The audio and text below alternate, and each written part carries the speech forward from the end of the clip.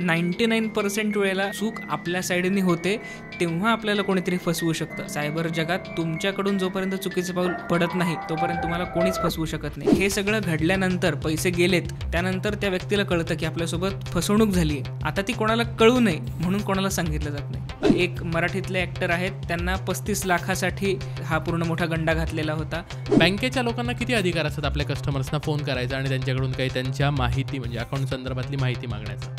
तुम्हाला video call येईल किंवा तुम्हाला फोन कॉल येईल आणि सांगितलं जाईल की तुम्हाला या पर्टिक्युलर आरोपामध्ये आम्ही तुम्हाला अटक करणार आहे. पण गुगल पे, फोनपे किंवा कुठल्याही UPI थर्ड पार्टी ॲप्सची लायबिलिटी पण नाही आणि ती त्यांची रिस्पॉन्सिबिलिटी पण नाही आहे. तर खरंच हा फोन ॲप्सच्या माध्यमातून हॅक होणं शक्य आहे? जनरल कन्सेप्ट आहे हॅकिंगमध्ये, कुठलीही गोष्ट इंटरनेटला कनेक्टेड आहे ती 101% हॅक होण्यासाठीच बनलेली आहे, म्हणून ती इंटरनेटला कनेक्टेड आहे. पण असं होऊ शकतं का की माझा फोन आत्ता मी वापरतोय, पुढचा वर्षभर वापरतोय, वर्षभरानंतर मला कळलं अरे वर्षभरापासून माझा फोन हॅक झालेला होता आणि माझा डेटा कोणतरी बघत होतं? बरेचसे आता ट्रेंड आहेत की मुली फोटो टाकताना चेहरा लपवूनच फोटो टाकतात.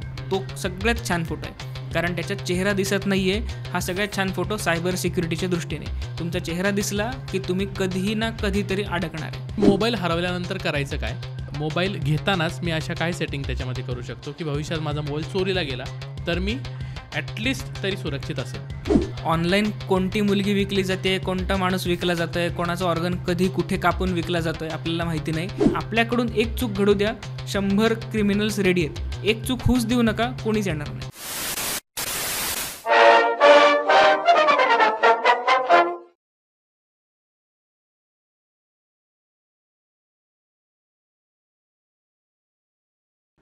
सप्रेम नमस्कार, विनंती विशेष मित्रांनो, द पोस्टमनमध्ये तुमचं पुन्हा एकदा स्वागत आहे. मी तुमचा पोस्टमन सर्वेश. आज घेऊन आलो आहे नवीन विषयाचं पत्र. आजच्या पत्राचा विषय आहे सायबर सिक्युरिटी. आपण स्मार्ट जमान्यात आहोत, डिजिटल जमान्यात आहोत. सगळेजण आपण स्मार्टफोन वापरतो आहे, ॲपल वापरतो आहे, गुगल वर आपल्या सगळ्यांचा मेल ID आहे आणि हेच आपल्या जीवनाचा आजचा अविभाज्य घटक झाला आहे असं म्हणायला हरकत नाही. पण या सगळ्या डिजिटल वर्ल्डसोबत त्याच्यासोबत येणारे स्कॅम्सही आपल्या जीवनाचा एक भाग झालेले आहेत. कारण आपण दर 2 दिवसांनी, दर 4 दिवसांनी पेपरला बातम्या वाचतो की 60 लाखाचा गंडा, 80 लाखाचा गंडा, 1 करोडचा गंडा, इतके मोठमोठे स्कॅम्स सध्या होत आहेत. हे तर आपण मान्य केलं आहे की स्मार्टफोन आपल्यापाशी असणारच आहे, तो आपण नाकारू शकत नाही. साधा का होईना आपण फोन वापरतोच आहे. पण त्याच्यापासून होणारे जे स्कॅम्स आहेत आणि ऑनलाईन होणारी जी फसवणूक आहे याच्यापासून आपण सुरक्षित कसं राहू शकतो याची काळजी आपण घेऊ शकतो. आणि म्हणूनच त्या विषयाचं पत्र आज तुमच्यासाठी लिहायला आले आहेत professor Omkar Gandhe sir. Omkar sir, खूप खूप स्वागत आहे तुमचं पोस्टमनवर. आजचं डिजिटल युग आहे आणि जसं मी इंट्रोमध्ये म्हणलं की आपण याच्यापासून स्वतःला लांब ठेवू शकत नाही. मग अगदीच फोन वापरायचा नाहीच म्हटल्यानंतर आपल्याला सगळं सोडून द्यावं लागेल. तर मला सायबर अरेस्ट या विषयापासून सुरुवात करायची आहे. सायबर अरेस्टची व्याख्या काय आहे आणि नक्की सायबर अरेस्ट म्हणजे काय? ओके, सो सायबर अरेस्ट अशी कुठलीही कन्सेप्टच अस्तित्वात नाही आहे. बरं. कारण सायबर अरेस्ट म्हणजे कुठली तरी अरेस्ट आपल्याला केलेली आहे कोणीतरी आणि ती सायबर क्राईमसाठी केलेली आहे असं लोकांना वाटतं. बट सायबर क्राईमसाठी अशी कुठलीही अरेस्ट नाही आहे किंवा अशी कन्सेप्टच अस्तित्वात नाही आहे, कारण अशी लिगल कुठलीही टर्म नाही आहे. मग सायबर अरेस्ट ही कुठून आलं? कारण हे जे काही क्रिमिनल्स आहेत, जे सायबर क्रिमिनल्स आहेत, ते आपल्याला कुठेतरी आपण काहीतरी चुकीचं केलेलं आहे आणि म्हणून आपल्याला कोणीतरी पोलीस अधिकाऱ्याने कॉल केलेला आहे असं भासवलं जातं. तुम्हाला व्हिडिओ कॉल येईल किंवा तुम्हाला फोन कॉल येईल आणि सांगितलं जाईल की तुम्हाला या पर्टिक्युलर आरोपामध्ये आम्ही तुम्हाला अटक करणार आहे. मग तो आरोप असतो की तुमच्याकडे ड्रग्स सापडलेत, तुमच्या गाडीने काहीतरी कोणाला तरी ॲक्सिडेंट केलेला आहे, कोणाला तरी उडवलं आहे किंवा तुमच्यावर खुनाचा आरोप आहे किंवा त्यापेक्षाही डेंजर म्हणजे तुमच्या मुलाला किंवा मुलीला आम्ही अटक केलेली आहे, तुमच्या मुलावरती रेपच्या चार्जेस लावलेले आहेत, तुमच्या मुलीला आम्ही ड्रग्स केसमध्ये अटक केलेली आहे वगैरे, असं वेगवेगळे कारणं दिले जातात आणि त्या माणसाला घाबरवलं जातं. ते घाबरवल्यानंतर तो माणूस इतका घाबरतो की तो ठीक आहे मला सांगा काय करू. मग समोरचे पोलीसमधून जो माणूस बसलेला आहे तो सांगतो की ठीक आहे, तुम्ही आमच्याशी कोर्ट जी काही अपिलिंग आहे हे ऑनलाईन होणार आहे, तर तुम्ही कंटिन्यू टचमध्ये राहा आणि हा कॉल कट करू नका, कोणालाही फोन करायचा नाही, जागेवरून उठायचं नाही. हा कॉल जर कट झाला तर तुम्हाला खूप जास्त प्रॉब्लेम होईल आणि त्याप्रमाणे कॉल कट करू दिला जात नाही. आणि तो कॉल न कट करू दिल्यामुळे कुठेही कोणाशीही संपर्क किंवा मदत न घेतल्यामुळे ही अरेस्ट वाढत जाते. ॲक्च्युली ही अरेस्ट नाही, समोर बसलेला माणूस हा पोलिसांच्या ड्रेसमध्ये बसलेला तोतया माणूस असतो आणि तो दाखवतो की मी पोलीस अधिकारी आहे, किंवा कधी कधी कस्टम ऑफिसर दाखवला जातो. अशा वेळेला लोक घाबरतात आणि जेलमध्ये जायला नको, पेपरमध्ये नाव यायला नको म्हणून तो व्यक्ती जे सांगेल सेटलमेंटसाठी ती अमाऊंट दिली जाते. आणि ती अमाऊंट खूप मोठी असते, साधारण 5 लाख, 10 लाख, 15 लाख. एक मराठीतले ॲक्टर आहेत, त्यांना 35 लाखासाठी हा पूर्ण मोठा गंडा घातलेला होता. आणि एक व्यावसायिक आहेत संभाजीनगरमधले, त्यांना जवळपास 1,35,00,000 आजूबाजूला एक साधारण गंडा घातलेला होता. आरोप खूप केलेले असतात आणि त्या आरोपांमध्ये माणूस फसतो. आता याची दुसरी बाजू पण आहे की अशी कुठलीही टर्म अस्तित्वात नाही आहे. डिजिटली कधीच पोलीस अटक करत नाही. पोलीस अटक करायची असेल तर फिजिकली येऊन अटक करतील, आहे तसे उचलून घेऊन जाऊ शकतात. डिजिटली अरेस्ट हे अचानक कसं काय आलं? कारण बरेचसे हॉलिवूड किंवा बॉलिवूड मूव्हीजमध्ये जे स्पाय मूव्हीज असतात त्यामध्ये असं दाखवलेलं असतं की तुम्हाला डिजिटली होल्डवर ठेवलेलं आहे. तिथून ही टर्म सुरू झाली आणि ती इतकी चुकीची सुरू झाली की आता UP बिहारमधल्या कुठल्या तरी एका कोपऱ्यात बसून फक्त फिल्टरच्या साह्याने किंवा कुठला तरी भाड्याने ड्रेस आणून लोकांना फसवलं जातं महाराष्ट्रातल्या, आणि ते फसतात. दुसरी बाजू आहे त्याची, ती म्हणजे की त्या लोकांचे काहीतरी इतिहासात गडबड असते म्हणून ते या लेवलला घाबरतात. बाकी कोणाला जर फोन आला असा तर शिवाय देऊन लोक फोन ठेवून देतील. बरोबर. मला पण येतात बरेच फोन असे, बरं काय. जर मला वेळ असेल तर मी काय करतो, बराच एंटरटेन करतो त्यांना. आणि शेवटची स्टेप त्यांची जी असते, OTP आला असेल आता तुम्हाला, OTP त्यांनी मागितला की शिव्या देऊन टाकायचे, आपलाही 5 मिनटं टाईमपास होतो. पण म्हणजे काय केलं पाहिजे अशी गोष्ट समजा आपल्यासोबत झाली आणि तो माणूस घाबरून गेला आणि अक्षरशः आता पैसे जाईल अशी वेळ येते त्याच्यावर, तर समोरच्याचा फोन आल्या काय स्टेप उचलली पाहिजे?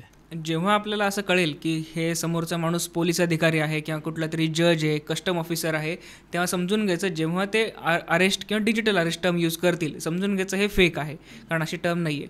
आणि तुम्हाला असं वाटलं की तुम्हाला कुठंतरी मदतीची गरज आहे, कॉल कट करून टाका. कारण समजा इन केस समोरचा माणूस खरंच पोलीस आहे किंवा खरंच जज आहे, तर तुम्ही त्यांना एक्सक्यूज देऊ शकता ना ॲटलिस्ट, की हां नेट बंद झालं, बॅटरी लो झाली, काहीतरी तुम्ही एक्सक्यूज देऊ शकता. त्या एक्सक्यूजच्या काळामध्ये तुम्ही कोणाला तरी मदतीसाठी बोलवून घेऊ शकता, एखाद्या जवळच्या पोलीस स्टेशनला जाऊ शकता किंवा तुमच्या वकील मित्राची वगैरे मदत घेऊ शकता. काहीच नाही तर फोन कट करून टाका, थेट पोलीस स्टेशनला जा, त्यांना तो नंबर दाखवा आणि सांगा की अशी व्यक्ती मला सांगते की मी पोलीस आहे आणि माझ्यावर गुन्हा दाखल आहे.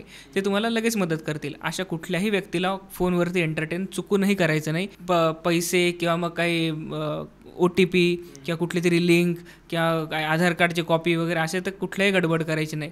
आधार कार्ड मागू शकतात, पॅन कार्ड मागू शकतात, पासपोर्टची कॉपी मागतात किंवा तुमची रिसेंट ट्रॅव्हल हिस्ट्री मागितली जाते. OTPs तर सर्रास मागितला जातोच. सोबतच तुमच्याकडून कन्सेंटच्या नावाखाली काही OTP घेतले जातात. ते पेमेंटचे OTP नसतात, कन्सेंटच्या नावाखाली OTP घेतले जातात, बट ते ट्रान्झॅक्शनचे OTP असतात. तुमचे क्रेडिट कार्ड किंवा मग बँकिंग ट्रान्झॅक्शन होऊ शकतात. आणि लास्ट केस म्हणजे एक पर्टिक्युलर अमाऊंट सांगितली जाते, अकाउंट डिटेल्स दिलेले असतात आणि सांगितलं जातं की ही आम्ही टेबल खालची रक्कम आहे, म्हणजे थोडक्यात लाच आम्ही घेतोय, त्यामुळे व्यक्ती माझ्या किंवा पोलिसाच्या नावावर घेत नाहीये, तर माझा ड्रायव्हर आहे, माझा माळी आहे. कारण मोस्टली ते नावं UP बिहारचे असतात, कुमार, यादव. मग मराठी माणसाला कदाचित किंवा महाराष्ट्रातल्या माणसांना असं वाटू शकतं की अरे हा माणूस कसं काय या आडनावाचा, मग माझा माळी आहे किंवा माझा एक कोणीतरी एजंट आहे, तर त्याच्या नावावर तुम्ही 10 लाख रुपये ट्रान्सफर करा, आम्ही तुमच्या मुलाला किंवा तुम्हाला सोडून देऊ. आणि त्या पद्धतीने इमिजिएट ट्रान्सफर केले जातात अमाऊंट आणि कॉल कट होतो, तो परत कधीच येत नाही. बापरे. पण अशी फसणारी लोक आहेत, मला याचं खूप आश्चर्य वाटतंय. म्हणजे हा आकडा खूप मोठा आहे, कारण याच्यात सगळ्यात चुकीची बाजू जी आहे ती म्हणजे हे सगळं घडल्यानंतर पैसे गेलेत, त्यानंतर त्या व्यक्तीला कळतं की आपल्यासोबत फसवणूक झाली आहे. आता ती कोणाला कळू नये म्हणून कोणाला सांगितलं जात नाही, ना पोलिसांना ना मित्रांना. तेरी भी चूप मेरी भी चूप. त्यामुळे या लोकांच्या अगेन्स्ट कोणी कंप्लेंटच करत नाही, त्यामुळे यांना पकडता येत नाही. जे कंप्लेंट करतात तोपर्यंत खूप वेळ निघून गेलेला असतो. इन्स्टंट कंप्लेंट केली पाहिजे. एक तर पैसे द्यायचे नाही, जर काही गडबड झाली तर तासाभरात कंप्लेंट करून टाकायचे, म्हणजे पुढे काहीतरी ॲक्शन घेता येते. अच्छा. एखाद्याने अशी केस आहे कुठली की खरंच त्यांनी अर्ध्या तासात कंप्लेंट केली आणि पोलीस ती रक्कम परत त्याला मिळवून देण्यामध्ये यशस्वी ठरले? मुंबईमध्ये हा प्रकार घडलेला होता. साधारण 60 लाख रुपये त्या उद्योजकाचे गेलेले होते. कस्टम ऑफिसर आहे असं सांगितलेलं होतं आणि तुमची जी काही कन्सेंटमेंट येते रशियाहून, त्याच्यामध्ये आम्हाला ड्रग्ज सापडलेत असं त्यांना सांगितलं होतं. त्यांनी सुरुवातीला कोणीतरी असेल, वकील बघून घेईल माझं, या पद्धतीने कॉल कट करून दिला. दुसरा त्यांना कॉल आला, त्याच्यात सांगितलं की तुम्ही जो कॉल कट केला तर इमिजिएट तुमच्या ऑफिसमध्ये येऊन आम्ही अटक करू आणि सगळीकडे प्रेस बोलवून तुम्हाला आम्ही तुमचं नाव खराब करू. मग थोडा मार्केटमध्ये इतर बिझनेस टायकूनसोबत आपलं काही प्रॉब्लेम व्हायला नको म्हणून मग त्यांनी ते कॉलला एंटरटेन केलं आणि पैसे दिले. बट त्यानंतर त्यांची लेव्हल मोठी होती, त्यामुळे मग त्यांनी मंत्र्यांपासून तर IPS ऑफिसर्सपर्यंत फोन केले आणि त्यामुळे ती अमाऊंट जी त्या बँकेकडून त्या समोरच्या बँकेला ट्रान्सफर होणार होती ती बफरमध्ये अडकवली गेली आणि ती परत मिळाली. ओके. समोरच्या UP, बिहार, झारखंडच्या कुठल्या अकाउंटला ट्रान्सफर झाली असती आणि त्यांनी कॅश विथड्रॉ केले असते तर ती अमाऊंट मिळाली नसती. जोपर्यंत बफर पिरियडमध्ये किंवा जोपर्यंत बँकेला प्रेशराईज करून ते आणता येऊ शकते तोपर्यंत ती रक्कम परत मिळते. एकदा बफरमधून ती बाहेर गेली किंवा पेमेंट गेटवेकडून ती निघून गेली तर ती अमाऊंट आणणं खूप अवघड आहे. हा बँक ट्रान्सफरचा विषय काढला आहे म्हणून, बाकी पण भरपूर विषय आहेत. पण मध्ये एक प्रश्न विचारून घेतो की मला तुम्हाला काही रक्कम पाठवायची आहे आणि माझा एखादा डिजिट चुकला, ठीक आहे, नावही चुकेल तिथे, ऑब्व्हियस आहे, पण तरी मी तुम्हाला काही अमाऊंट पाठवली आणि मला नंतर कळलं की अरे चुकीच्या व्यक्तीलाच गेली आहे, तर ती पुन्हा मिळू शकतो आपण? आता ते आपण ट्रान्झॅक्शन कुठून करतोय हे खूप महत्त्वाचं आहे. जर थर्ड पार्टी ॲप्स असतील जसं गुगल पे आहे, फोनपे आहे किंवा मग पेटीएम आहे किंवा अजून बरेच काय काय आलेत, तर यांच्याकडून आपल्याला सपोर्ट मिळण्याचे चान्सेस 99.99% अजिबात नाही आहेत. बरं. कारण त्यांनी आधीच सांगितलं आहे की तुम्ही एकदा QR कोड स्कॅन केला किंवा तुमच्या कॉन्टॅक्ट सिलेक्ट केला, नंबर टाकला आणि पिन इन्सर्ट केला, त्यानंतर एकदा टिकमार्क आली की गुगल पे किंवा या थर्ड पार्टीचा संबंध संपला. जो काही संबंध आहे तुमची बँक आणि रिसिव्हरची बँक. जर तुम्ही हे ट्रान्झॅक्शन बँकेच्या ऑफिशियल ॲपवरून करत असाल किंवा बँकेकडे तुम्ही NEFT वगैरे करत असाल किंवा IMPS करत असाल तर कदाचित तुम्हाला हे पैसे बँकेला रिक्वेस्ट करून परत मिळू शकतात. त्या केसमध्ये पुन्हा एकदा सेम, समोरच्याने कॅश विथड्रॉ केलेली नसेल तर, समोरच्याने कॅश विथड्रॉ केली, समोरच्या अकाउंटमध्ये 0 अमाऊंट असेल तर ती परत येणार नाही. पण गुगल पे, फोनपे किंवा कुठल्याही UPI थर्ड पार्टी ॲप्सची लायबिलिटी पण नाही आणि ती त्यांची रिस्पॉन्सिबिलिटी पण नाही आहे. कधी काही केसमध्ये त्यांनी मदत केलेली आहे किंवा बरेचसे रील्स व्हायरल होतात की आता त्यांना बंधनकारक आहे RBIकडून रक्कम परत देणे वगैरे, तर तसं कुठलंही गाईडलाईन नाही आहे, ते परत देत नाहीत कधीच. ते जास्तीत जास्त तुम्ही कस्टमर केअरला कॉन्टॅक्ट करू शकता, करून बघा.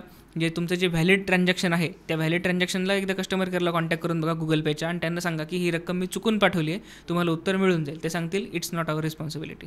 जर तुम्हाला करायचं असेल, तुम्ही पुढं कितीही लिगल ॲक्शन घेतली तरीही ते कायद्यातच बसत नाही, कारण त्यांचं काम तेवढं म्हणजे ते नाहीच आहे त्यांचं काम. ते फक्त मीडिएटर आहेत. तुम्ही पिन चुकीचा टाकला ते थांबवू शकतात. तुम्ही पिन करेक्ट टाकताय, मग QR कोड करेक्टली स्कॅन करताय, मोबाईल नंबर टाकताय, त्यांचं काम संपलं. बरोबर. कारण हे तुम्ही सगळे टप्पे पार करताय याचा अर्थ तुम्ही कन्सेंट देताय त्या सगळ्या गोष्टींना, त्यामुळे ते जबाबदार नाही. म्हणजे त्यांची पण बाजू एका अर्थाने बरोबरच आहे.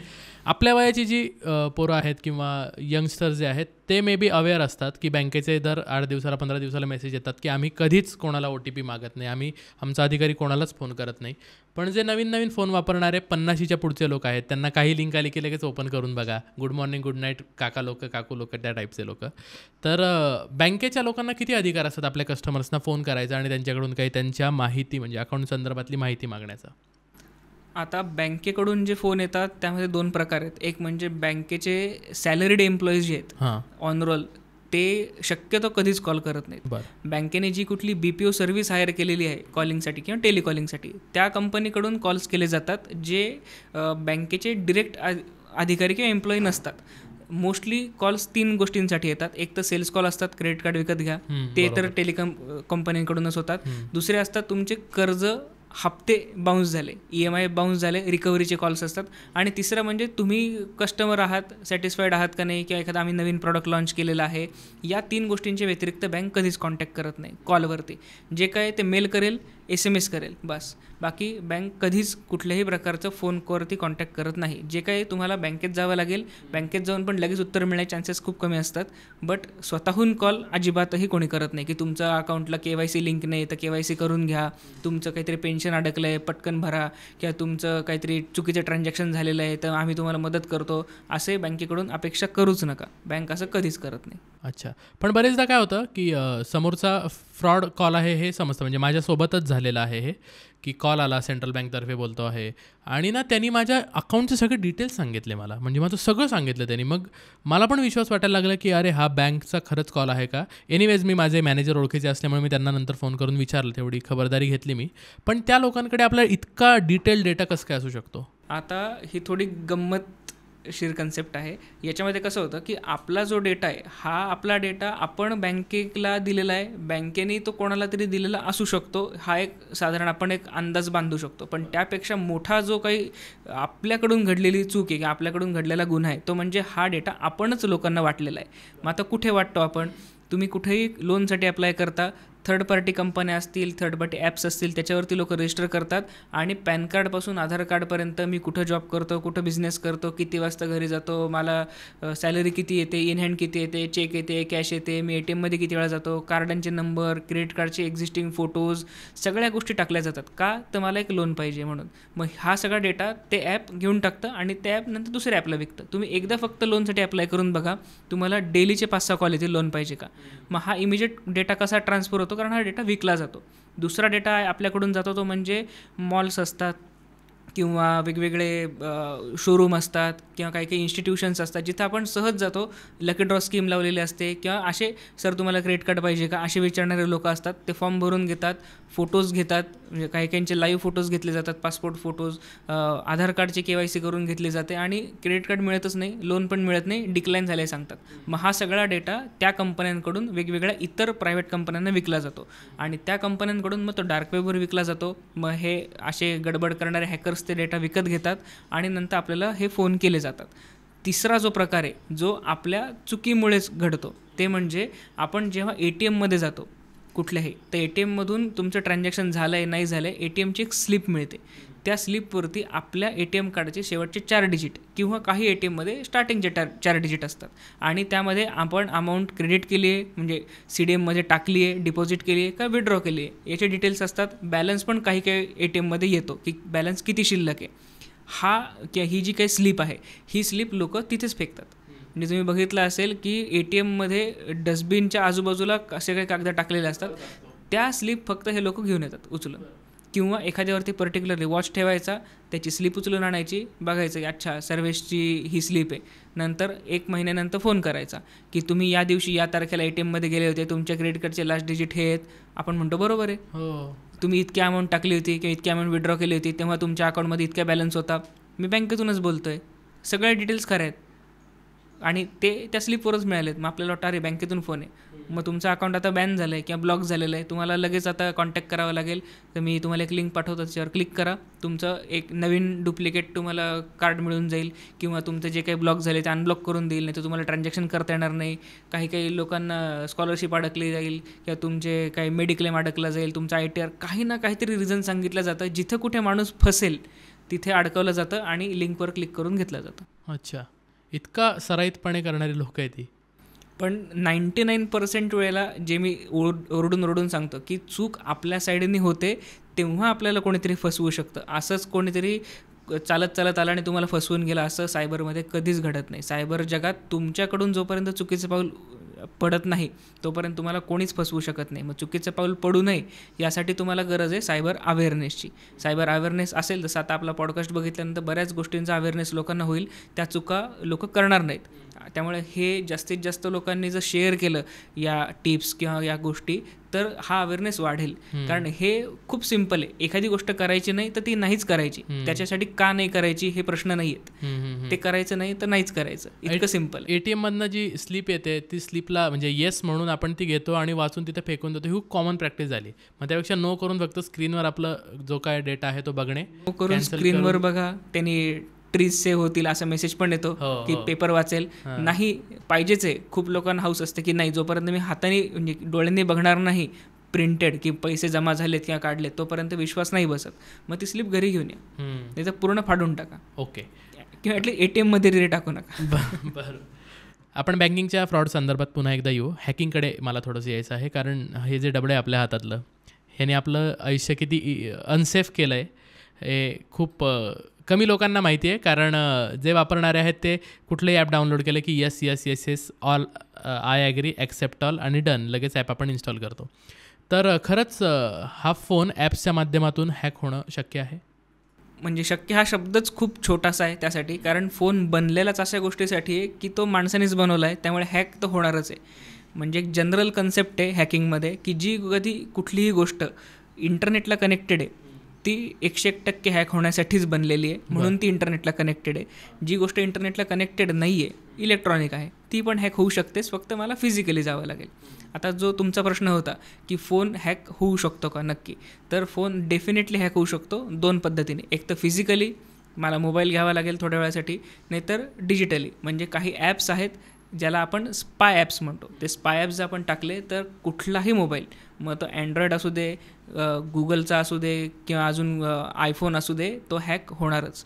मग हॅक म्हणजे नक्की काय केलं जातं, तुमच्या मोबाईलचा ॲक्सेस एका पर्टिक्युलर हॅकने किंवा वायरने फिजिकली घेतलेला असतो आणि तुमचा डेटा इथून पुढे त्या हॅकरच्या ताब्यात आहे. तुम्ही त्याच्यानंतर फोन करा, कॅमेऱ्याने काही फोटोज काढा, तुमच्या गॅलरीमध्ये असलेले photos, call list, miss calls, आलेले कॉल, गेलेले कॉल, तुमचे कॉल रेकॉर्डिंग, OTP, मेल, फेसबुकचे चॅटिंग, गुगल पेची हिस्ट्री, गुगल पेचे ट्रान्झॅक्शन्स, तुमचा सगळ्यात महत्त्वाचे म्हणजे screen, front camera, back camera, तुमचं आत्ताचं लाईव्ह रेकॉर्डिंग, या सगळ्या गोष्टी समोरचा माणूस इझिली ऐकू शकतो लाईव्ह रिअल टाईममध्ये. फक्त कंडिशन एकच आहे, नेट चालू पाहिजे. नेट चालू असेल, तुमचा मोबाईल गेला. आणि एकदा हॅक झालेला असेल तर मोबाईल फेकून द्यायचा. तुमचा हॅक झालेला मोबाईल परत तुम्हाला, ज्याला अंडू नाही आहे आपल्याकडे, एकदा हॅक झाला आहे तो झाला आहे. तो एक तर जर मदरबोर्ड लेवलला हॅक केला असेल तर तो अंडू होणारच नाही. जर थोडा सॉफ्टवेअर लेवलला केलेला असेल तर आपण फॉर्मॅट करून किंवा मग कदाचित एखादं हार्डवेअर चेंज करून वापरू शकतो. पण तरी पण त्याच्यात थोडेसे चान्सेस असतातच. त्यामुळे एकदा मोबाईल हॅक झाला तर तो परत वापरायचा नाही, असं रिकमेंडेड आहे. आणि तो मोबाईल हॅक नक्की का केला जातो हा तर खूप मोठा प्रश्न आहे. म्हणजे जसं मी सांगितलं की मोबाईलचा पूर्ण ॲक्सेस घेता येतो. तर एकदा एखाद्याचा मोबाईलचा पूर्ण ॲक्सेस घेतला की ती व्यक्ती त्या मोबाईलवर जे काही करते रिअल टाईमला समोरच्या माणसाला दिसतं. मोस्टली केसेसमध्ये हजबंड वाईफमध्ये भांडणं होतात, त्यांना एकमेकांवरती वॉच ठेवायचा असतो. आजकालच्या तरुण पिढीमध्ये कपल्स असतात, गर्लफ्रेंड बॉयफ्रेंड, त्यांना एकमेकांवरती वॉच ठेवायचा असतो. काही वेळेला कंपन्या वॉच ठेवतात, बरेचसे हाय प्रोफाईल लोक एकमेकांवर वॉच ठेवतात, पत्रकारांवरती वॉच ठेवला जातो. या सगळ्या गोष्टींसाठी हे स्पाय ॲप्स वापरले जातात आणि हे सर्रासपणे फ्रीपासून तर अगदी 500 रुपयापर्यंत किंवा अगदी 5 लाखापर्यंतचे स्पाय ॲपसुद्धा अवेलेबल आहेत. आणि हे टाकण्यासाठी फिजिकल ॲक्सेसच पाहिजे असं अजिबात नाही. डिजिटलीसुद्धा टाकता येतात, फिजिकली टाकलं तर पूर्णच ॲक्सेस मिळतो. अच्छा, पण असं होऊ शकतं का की माझा फोन आत्ता मी वापरतो आहे, पुढचा वर्षभर वापरतो आहे आणि वर्षभरानंतर मला कळलं अरे वर्षभरापासून माझा फोन हॅक झालेला होता आणि माझा डेटा कोणतरी बघत होतं, हे इतकं सोपं आहे? शक्यतो जर एखाद्या माणसाने ठरवलं की कळूच द्यायचं नाही तर वर्षभरानंतर हे कळणार नाही. कारण हॅक झालेल्या मोबाईलमध्ये सिम्पटम्स दिसणं खूप रेअर आहे, खूप रेअर. जर तो एक्सपर्टली टाकलेला असेल एखाद्या एक्सपर्टने आणि जर तो कॉस्टली स्पायवेअर असेल तर ते कळणारच नाही. जे स्वस्तातले किंवा फुकटातले स्पायवेअर असतात किंवा यूट्यूबवर बघून टाकलंय त्याच्यामध्ये मोबाईल हँग व्हायला लागतो, बरोबर, मोबाईल गरम व्हायला लागतो, अचानक नोटिफिकेशन येतात. समोरच्या माणसाने जर स्क्रीनशॉट काढला तर इकडे स्क्रीनशॉटचं लगेच आयकॉन दिसतो की कोणीतरी स्क्रीनशॉट काढलाय किंवा कोणीतरी बघतंय. किंवा जेव्हा आपण कधी आता नवीन सिस्टीमनुसार कॅमेरा ऑन करतो तेव्हा आपल्याला ग्रीन डॉट दिसतो. जर कोणी तिकडून स्पाय करत असेल तर आपल्याला तो ग्रीन डॉट दिसेल. हे सिम्पटम्स दिसतात. पण ते फुकटातले स्वस्तातले ॲप असतील तर. पण एक्सपर्टली महागातला ॲप टाकलेला असेल किंवा खूपच जे जसं नाव ऐकलेलं आहे आपण, पेगासिस नाव ऐकलेलं असेल, ते खूप मोठं स्पायवेअर आहे. तर ते जर टाकलेलं असेल तर कुठलेही सिम्पटम्स दिसत नाही. आयुष्यभर कधीही कळणार नाही. जोपर्यंत समोरचा माणूस ठरवणार नाही तोपर्यंत आपल्याला कळणारच नाही की आपला मोबाईल ऑलरेडी मॉनिटर केला जातो आहे. अच्छा, त्यामुळे मग वर्षभरानंतर समजा कळालं तर मग ते गिल्टी फिलिंगमध्येच राहायचं की आपलं काय काय बघितलं आहे समोर. आपल्या फोनमध्ये मग आपण जे हे टाकतो फोटो हाईड करण्यासाठी सॉफ्टवेअर्स किंवा फोनला काही काही इनबिल्ट ते फीचर असतं, म्हणजे ते तर काहीच कामाचं नाही असं एकूणात मला वाटतंय. अंधश्रद्धा. डीप वेब आणि डार्क वेब मला थोडंसं समजून घ्यायचं आहे तुमच्याकडून, कारण सध्याच्या हॅकिंगच्या जमान्यामधली ह्या 2 ट्रेंडिंग कन्सेप्ट आहेत. तर काय आहे नक्की ते आणि त्या गोष्टी घडवणारी लोक नक्की कोण आहेत? आता आपली जे काही आपण इंटरनेट वापरतो ते इंटरनेट आपलं जे त्याला आपण सरफेस वेब असं म्हणतो, ते हार्डली 1 to 5% आहे जे आपल्याला दिसतं. गुगलवरती आपण सर्च करतो की एखादी वेबसाईट ओपन करतो, हे सरफेस वेब आहे, म्हणजे आपण ते इझिली ॲक्सेस करू शकतो. त्याच्या खालचा लेअर जो आहे तो डीप वेबचा आहे, जे फिजिकली आपल्याला ॲक्सेसिबल होतात नॉर्मल क्रोमवरती, की डायरेक्ट गुगलवरती नाही दिसणार, बट आपण काहीतरी एक URL टाकू शकतो, IP ॲड्रेस टाकू शकतो आणि आपल्याला ते ॲक्सेस होईल. बट डार्क वेब हे अंडरवर्ल्ड आहे इंटरनेटचं, जे आपल्याला नॉर्मल गुगल क्रोम किंवा नेहमीच्या एक्सप्लोररवरून आपल्याला बघताच येत नाही. त्यासाठी सेपरेट ब्राउझर लागतात, ज्याला आपण टॉर ब्राउझर म्हणतो. फ्रीली अवेलेबल आहे, ओपन सोर्स कन्सेप्ट आहे. टॉर ब्राउझरवरून आपण ओनियन साईट्स ॲक्सेस करू शकतो. ओनियन साईट म्हणजे डार्क वेबच्या साईट. डार्क वेब म्हणजे काय की जिथे अंडरवर्ल्डचं इंटरनेट रिलेटेड काम चालतं. आता अंडरवर्ल्ड म्हणजे काय, त्यामध्ये जसं आपण मूवीजमध्ये बघतो तसंच आहे, फक्त इंटरनेटची बाजू खूप भयाण आहे, ज्यामध्ये सगळ्यात पहिला जो कस्टमर आहे त्यांचा तो म्हणजे पॉर्न, सगळ्यात मोठ्या प्रमाणात जे पॉर्न बॅन आहे, चाइल्ड पॉर्नोग्राफी, ते डार्क वेबवरती खूप मोठ्या प्रमाणात चालतं. दुसरी गोष्ट आहे ते म्हणजे ड्रग्सची ऑनलाईन विक्री केली जाते पूर्णपणे. आणि सांगायला ही गोष्ट चुकीची आहे, पण पॅन इंडिया डिलिव्हरी आहे ड्रग्ससाठी भारतामध्ये, आणि व्हाईट लेवल डिलिव्हरी आहे. त्याच्यावरती असं काही ब्रँडिंग नसतं, नॉर्मल कुरिअरवाला येतो आणि डिलिव्हरी देऊन जातो. याच्यावरती ट्रॅकिंगच नाही आहे का, ते पण मी पुढं सांगतो. दुसरी गोष्ट की गन्स पण मिळतात, ॲक्च्युली बंदूक, RDX, बॉम्ब, या सगळ्या गोष्टी सप्लाय केल्या जातात. आणि तिसरी गोष्ट म्हणजे ह्युमन, पूर्ण जिवंत ह्युमन किंवा जिवंत ह्युमनचे ताजे ऑर्गन्स. ऐकायला थोडंसं ते आपल्याला गंमत वाटेल, पण या गोष्टी खऱ्या घडत आहेत. जिवंत माणसाचे पॅनक्रियाज, किडनी, स्किन, केस, किंवा अख्खा जिवंत माणूस, अख्खी जिवंत मुलगी, अख्खी जिवंत बाई, या गोष्टी विकल्या जातात. याला आपण सोप्या शब्दात ह्युमन ट्रॅफिकिंग म्हणतो. पण हे विकले जातात डार्क वेब थ्रू. मग आता हे ट्रॅक का नाही करत आहे, मला माहिती आहे, तुम्हाला माहिती आहे, आपल्या व्ह्युअर्सला आता कळालं आहे, सगळ्यांना माहिती आहे. मग ते पकडलं का जात नाही, कारण डार्क वेब हे कुठल्याही सर्व्हरला कनेक्टेडच नसतं. नॉर्मल आपलं जे इंटरनेट आहे किंवा नॉर्मल वेबसाईट जे आहेत त्या कुठल्या तरी होस्टिंग प्लॅनमध्ये असतात किंवा सर्व्हरला त्याचा डेटा स्टोअर असतो, ते सर्व्हर इंटरनेटला कनेक्टेड असतं आणि आपण जेव्हा डेटा ॲक्सेस करतो सर्व्हरवरून आपला डेटा मिळतो. बट डार्क वेबची कन्सेप्ट अशी आहे की डार्क वेब हे कुठल्याही सर्व्हरवरती नाहीच आहे. डार्क वेब असतं ते आपल्या लॅपटॉपवर किंवा PC वर. समजा मला एक वेबसाईट ओपन करायची डार्क वेबवरती, मी माझा PC ऑन करेल, PC ऑन केला, वेबसाईट डेव्हलप केली, पब्लिश केली डार्क वेबला. जोपर्यंत माझा PC चालू आहे, वेबसाईट चालू, PC बंद, वेबसाईट बंद. मला कोणीही ट्रॅक नाही करू शकणार. वेबसाईट चालू जरी असेल तरी ट्रॅक नाही करू शकणार, कारण याच्यामध्ये इतकं क्लिष्ट प्रक्रिया केलेली आहे डार्क वेबची किंवा टॉर ब्राउझरची किंवा डार्क वेबची, ज्यामध्ये कोणीही कोणाला ट्रॅक करू नये यासाठी. मग आता हे तसं बघितलं तर सेफ आहे, कोणीच कोणाला ट्रॅक करू शकत नाही, पण तितकंच अनसेफ आहे, कारण तिथं जे काही पोलीस आहेत किंवा लॉ इन्फोर्समेंट एजन्सीज आहेत त्यासुद्धा याच्यात काहीच करू शकत नाही. कारण इतकी महत्त्वाची गोष्ट आहे जी लोक मिस करतात की डार्क वेबचा यूज करणं हे लीगल नाही आहे, पण भारतात ते इल्लीगल पण नाही आहे. अच्छा, ओके.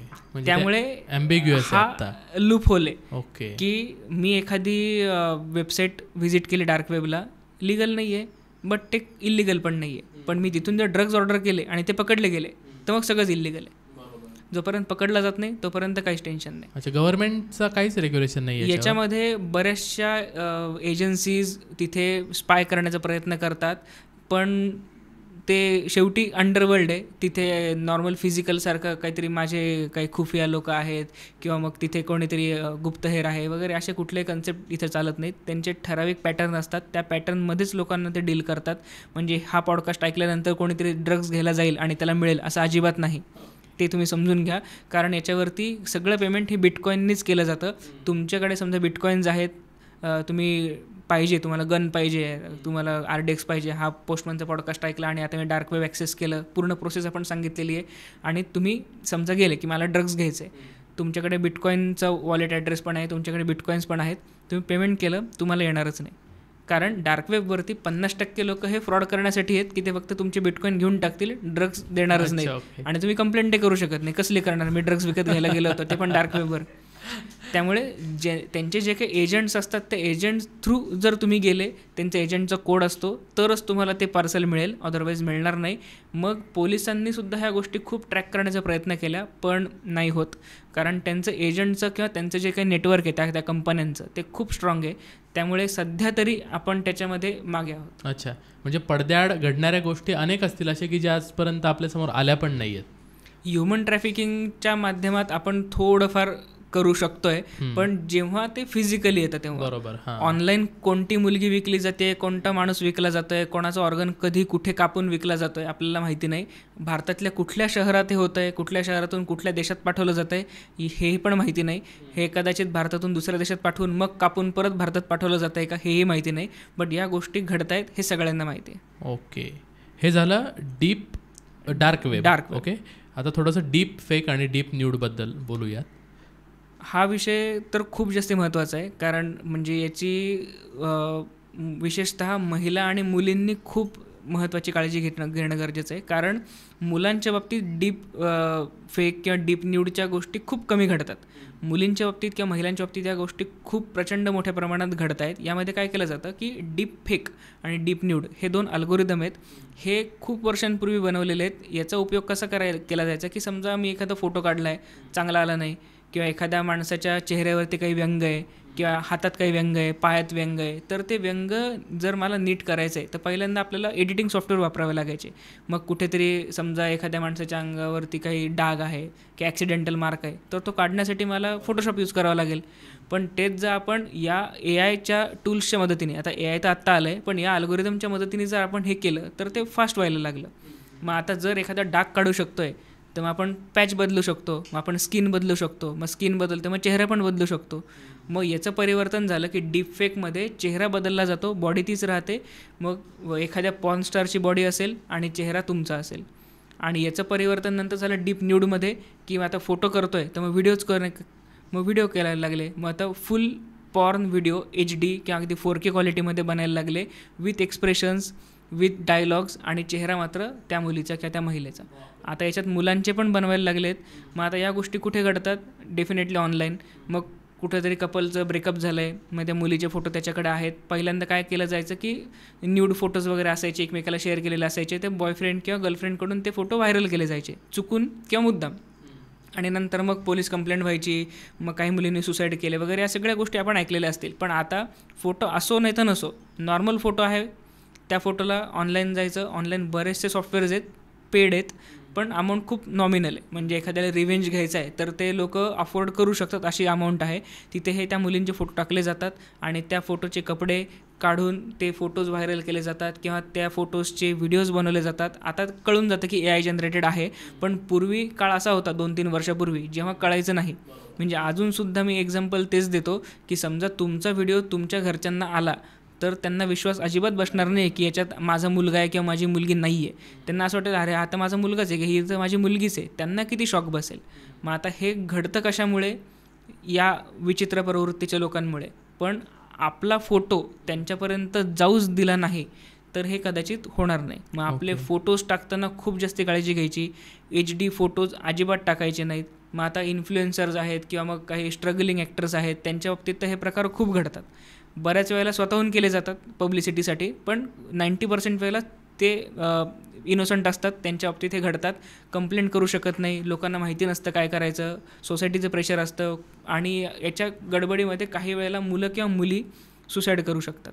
त्यामुळे जर असं कोणासोबत घडलं तर न घाबरता, पालकांनाही न घाबरता, पहिल्यांदा एक्सपर्टशी संपर्क साधा, नाही तर पोलिसांशी संपर्क साधा. जेवढं लवकर तुम्ही कॉन्टॅक्ट कराल, कारण कितीही तो व्हिडिओ बनवलेला असला तरी तो शेवटी कुठल्या तरी सॉफ्टवेअरमधून बनवलेला आहे. त्याचे एव्हिडन्सेस असतात, त्याचे फुटप्रिंटिंग करून आपण त्या आरोपीपर्यंत पोचू शकतो. पण वेळेत जर कंप्लेंट केली तर, एकदा तो व्हिडिओ खूप ठिकाणी व्हायरल झाला तर आपण शक्यतो त्याला इतक्या लवकर आटोक्यात आणू शकत नाही. म्हणजे तो व्हायरल होण्यापासून थांबवायचं पण आहे आणि आरोपीला पकडायचं पण आहे, या 2 गोष्टी असतात. आणि समजा इन केस तुम्हाला फोटोज द्यायचेच आहेत, फेसबुकला तर लाखोभर फोटो टाकायचे आहेत, स्नॅपला टाकायचे आहेत, फेसबुक टाकायचे आहेत, इंस्टाग्रामला टाकायचे आहेत, तर फोटो टाकताना HD टाकू नका.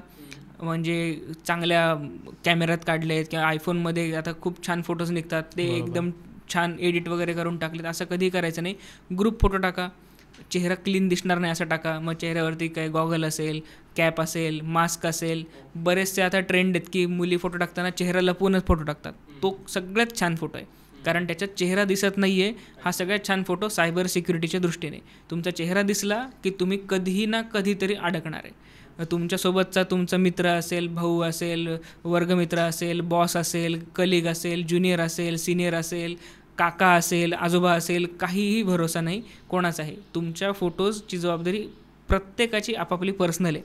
तुमचा फोटो कुठे गेला तर त्याचं कधी काय होईल सांगता येत नाही. म्हणजे तुमच्या फोटोचा पहिले मिसयूज करून लोक फेसबुक अकाउंट ओपन करायचे, फेक अकाउंट ज्याला आपण म्हणतो, पण आता त्या फोटोचा उपयोग करून डायरेक्ट पॉर्न व्हिडिओ बनवला जातो.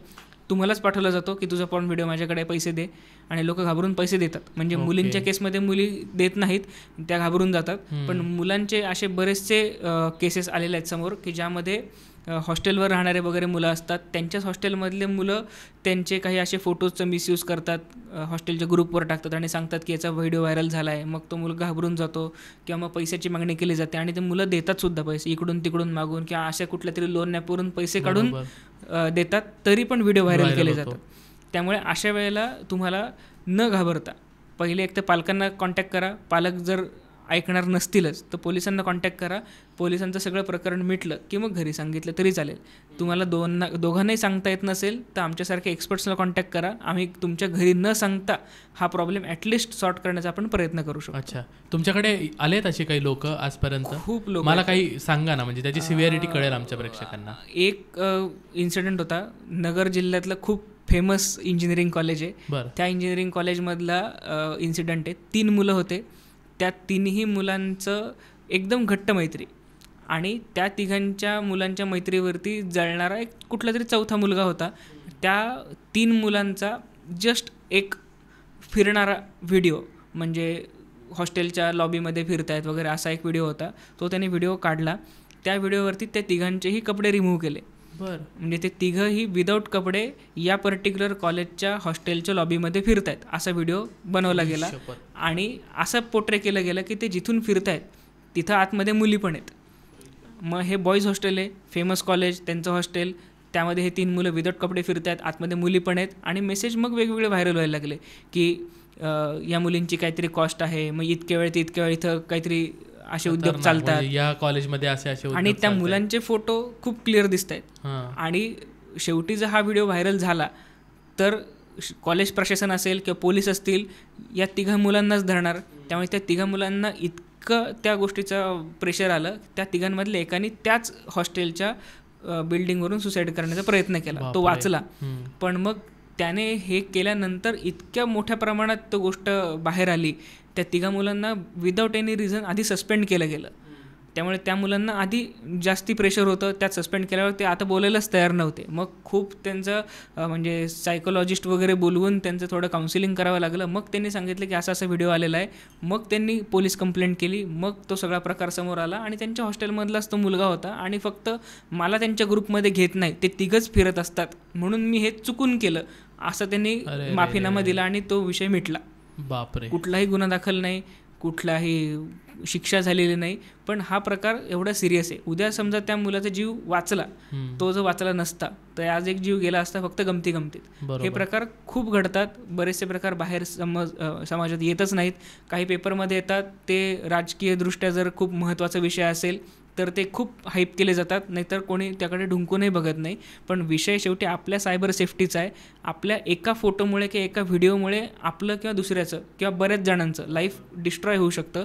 त्यामुळे पालकांचा विचार करून तरी आपण या गोष्टीकडे थोडंसं गांभीर्याने लक्ष दिलं पाहिजे की हा पॉडकास्ट ऐकताना सुद्धा लोकांना असं वाटेल आत्ता सिरियसली घेतलं, बरोबर, चला लगेच स्नॅप टाकून देऊ, मी आज पॉडकास्ट ऐकला, असेही करणारे लोक आहेत. की जाऊ दे ना, आपल्याला काय फरक पडतोय, असेही करणारे लोक आहेत. म्हणजे माझ्या सेशन्सला माझ्या समोर बसलेले लोकसुद्धा जाताना हे यांचं कुठं ऐकायचं असतं का, मी तर फोटो टाकणारच आहे, असे बोलणाऱ्या पण मुली आहेत. आणि आता मी काहीच पॉझिटिव्हली हे सांगत नाही आहे, बट त्याच मुली नंतर फोन करून सांगतात, सर प्रॉब्लेम झाला आहे, तुम्ही सांगितलं होतं, किंवा तेव्हा त्यांना फोन करता येत नाही, मग कुठल्या तरी पोलीस स्टेशनला दिसतात की यार यांची केस आलेली आहे. पण हे खूप चुकीचं आहे.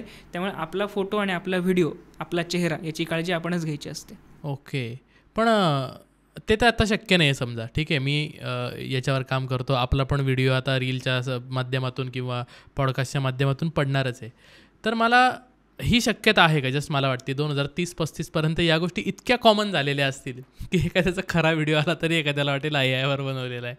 आता गडबड अशी झालेली आहे म्हणजे मी विनोदाने म्हणतोय, खूप सिरियस विषय आहे म्हणा. बरेचसे लोक तेच करतायत, म्हणजे जे सो कॉल्ड सेलिब्रिटी समजतात किंवा ज्यांना बनायचं आहे.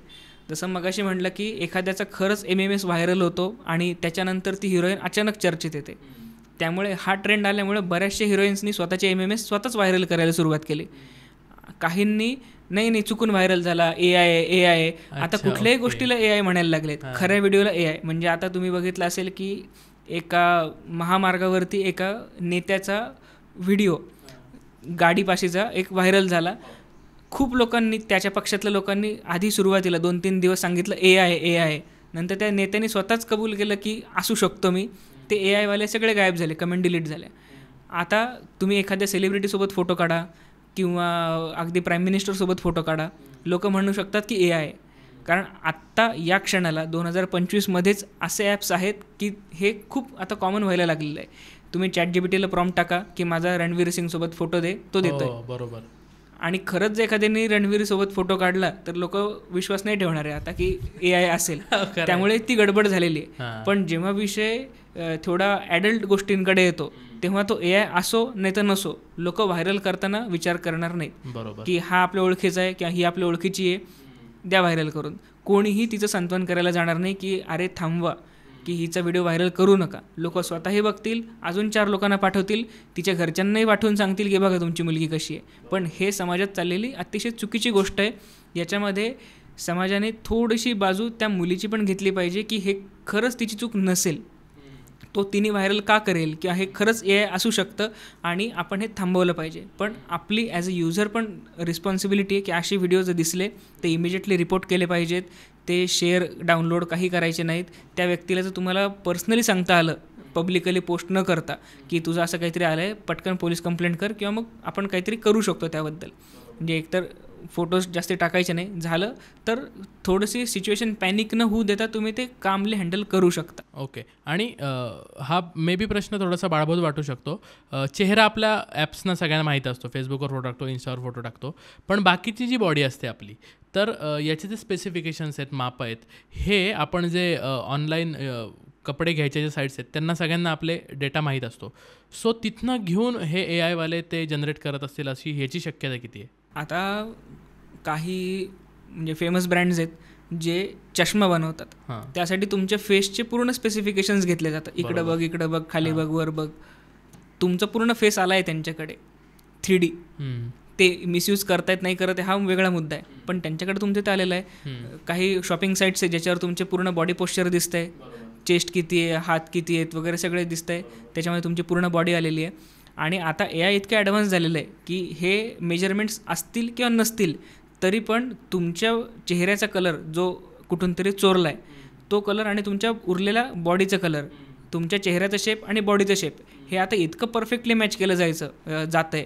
कारण पूर्वी कसं होतं की फोटोशॉप वगैरे करायचे तर चेहरा गोरा आहे, बॉडी काळी झाली, किंवा स्किन डिफरन्स आहे किंवा हातच छोटा आहे, बॉडी मोठी आहे, असं काहीतरी व्हायचं. पण आता तसं अजिबात होत नाही. आता एकदम बॉडी पोश्चर एकदम परफेक्ट AIच्या मदतीने केलं जातं.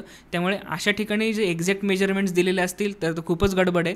पण AIच्या मदतीने तसे पण आता तुमच्या चेहऱ्यानुसार मेजरमेंट्स प्रॉपरली मॅच केले जातात आणि ती व्यक्ती आपणच नाही ना, हा प्रत्येक माणसाला प्रश्न एकदा तरी पडू शकतो, इतकं आता ॲक्युरेट होत आहे. फक्त पेड व्हर्जन्स पाहिजेत. पेड व्हर्जन्स असतील तर एकदम ॲक्युरेट रिअल व्हिडिओ असल्यासारखं ते आता फुटेज दिसतं. मे बी आत्ता जे खूप महाग वाटतंय ते काही वर्षानंतर स्वस्तही होईल, त्याचे क्रॅक्ट व्हर्जन्स पण येतील. जसं आधी आपल्याला साधे कॉल करायचे तर 15 रुपये मिनिट वगैरे लागायचं, आता फ्री झालं आहे सगळं. पुढे गेल्यानंतर तर फार डेंजर विषय होईल हा. जसं मगाशी तुम्ही म्हणलं की हे कॉमन होईल, तर हे जनरलाइज होणारे हीच खूप मोठी आपली एक विनाशाकडे चाललेली गोष्ट आहे असं आपण म्हणू शकतो. कारण हे जेवढं आपण जनरलाइज करू तेवढं ही गोष्ट आता आपण ॲक्सेप्ट करून घेतलेली असं होऊन जातं आहे. म्हणजे कोणाचाही पॉर्न व्हिडिओ येत आहे AI जनरेटेड आपण म्हणून सोडून देतो आहे, बट ते जनरलाइज होतं आहे.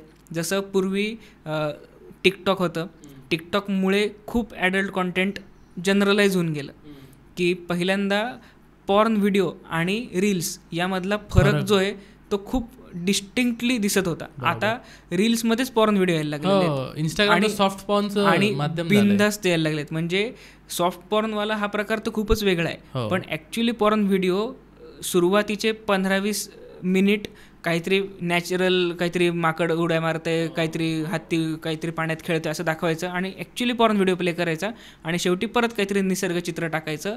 असे पॉर्न व्हिडिओज असलेले चॅनलसुद्धा इंस्टाग्रामवरती सुरू झालेत. ॲक्च्युली पॉर्न दिसतंय आता इंस्टाग्रामवरती, हे आपण प्रोव्होक करत नाहीये. बरोबर. बट आत्ता या गोष्टी इतक्या जनरलाइज झालेल्या सर. काही इंस्टाग्राम इन्फ्लुएन्सर्सनी इंस्टाग्रामला चेंजिंग रूमच बनवलंय. म्हणजे कपडे कसे घालायचे हे सुद्धा आजकाल लोक इंस्टाग्रामवर जाऊन ते कसे घालतायत ते बघतायत. म्हणजे इतकं बावळटपणा झाला. यातून ते पैसे मिळवतायत.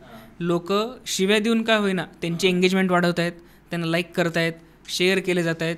म्हणजे शिवाय देणारे लोक त्यांचे रील्स सेव्ह करून डाउनलोड करून ठेवतात. म्हणजे इथं शिवाय देतील की तुला संस्कार आहे का, आणि ती मुलगी साडी बदलते तर तिचा व्हिडिओ डाउनलोड करून ठेवतात, नंतर बघता येईल. अशा टाईपचे लोक आहेत, त्यांचे इन्कम वाढतं आहे आणि या गोष्टी जनरलाइज होत आहेत. आणि हे सायबर सेफ्टीसाठी खूप चुकीचं आहे. याच्यामध्ये सायबर सेफ्टी खूप जास्त महत्त्वाची आहे, ते म्हणजे 18 वर्षांपेक्षा लहान असलेल्यांची. कारण आता समजा तुम्ही बसने जाताय, कुठेतरी तुम्ही मेट्रोने जाताय, लोकलमध्ये आहात, तर सहज दिसतं की एखादा लहान मुलगा ज्याला कसा बसा मोबाईल पकडता येतो आहे, त्याच्या पूर्ण हातातही तो मोबाईल येत नाही आहे आणि तो या रील बघतो आहे. रिकमेंडेशनमध्ये समजा आता तो फोन त्याचा नाही आहे, आईचा आहे नाही तर वडिलांचा आहे, ऑफकोर्स ते 18+ आहेत, त्यांनी जी कुठली रील बघितली असेल या रिलेटेड त्याचं रिकमेंडेशन येणार आहे आणि तो त्यांनी त्यांच्या मुलाकडे किंवा मुलीकडे दिला आहे आणि त्याचं वय 4 किंवा 5. तो जेव्हा असे रील्स बघेल, ते जर डायरेक्ट पॉर्न आलं तर ते खूपच अवघड आहे. जर सॉफ्ट पॉर्न असेल की कोणीतरी मुलगी किंवा मुलगा ऑन रील काहीतरी कपडे बदलतो आहे किंवा काहीतरी अश्लील चाळे करतो आहे, तर त्या मुलाला किंवा मुलीला 4थ्या किंवा 5व्या वर्षी असं वाटेल की हे असंच करायचं असतं. बरोबर. आणि हे त्यांच्या पालकांच्या अपरोक्ष चाललेलं आहे. मोबाईल दिला आहे, रडतो आहे ना, मोबाईल धर, खात नाही का, मोबाईल धर, काय अजून काय पाहिजे का, मोबाईल धर.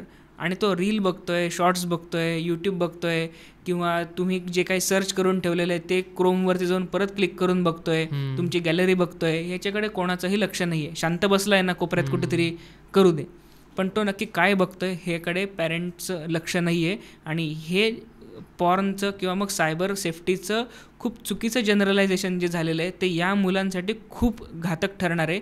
जे रीलवर दिसतं आहे तसंच करायचं असतं असं वाटून मुलं उद्या शाळेत जाऊन तसंच करतील आणि त्याच्यासोबतचा क्लासमेट किंवा तिच्यासोबतची क्लासमेट ती पण तशीच रील बघून आलेली असेल तर त्यांना ते एक ग्रुप बनून जातो की अरे असंच वागायचं असतं. आणि हे खूप जास्ती पुढच्या 5-6 वर्षात पॅरेंट्सला खूप लक्ष देणं गरजेचं आहे. नाही तर या गोष्टी इतक्या जनरलाइज होतील की या हाताबाहेर गेलेल्या आहेत आत्ताच, की सायबर सेफ्टीकडे पालकांचं लक्ष नाही, मुलांना ते माहितीच नाही की काय असतं. म्हणजे कुठला व्हिडिओ आपल्या मुलांनी बघितला पाहिजे आणि कुठला नाही बघितला पाहिजे. आणि यासाठी मोबाईल समजा द्यायचाच आहे तर काही ॲप्स आहेत किंवा काही सेटिंग्ज आहेत ते केले तर एक पर्टिक्युलर व्हिडिओज त्यांना दिसणार नाहीत.